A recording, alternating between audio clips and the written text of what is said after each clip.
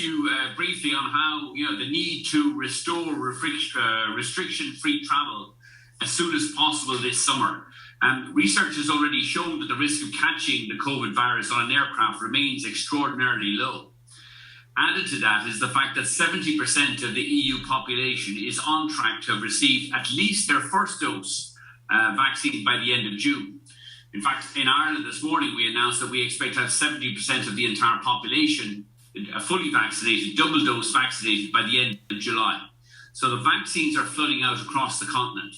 With the majority of EU citizens expected to be fully vaccinated by midsummer, member states must now begin lifting all the remaining restrictions on air travellers, particularly on intra-EU air travel, now that it is safe to do so.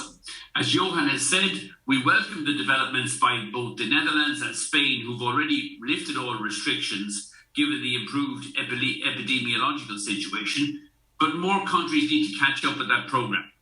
Freedom of movement within Europe is essential for a prosperous and united Europe. It's been the cornerstone of one of the great cornerstones of the success of the European Union, has been the free movement of our people across borders.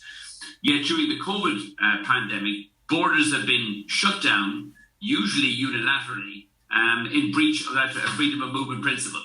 Therefore, all of the members of A4E are calling for Schengen to be re-established, not just for aviation, but for all other modes of transport.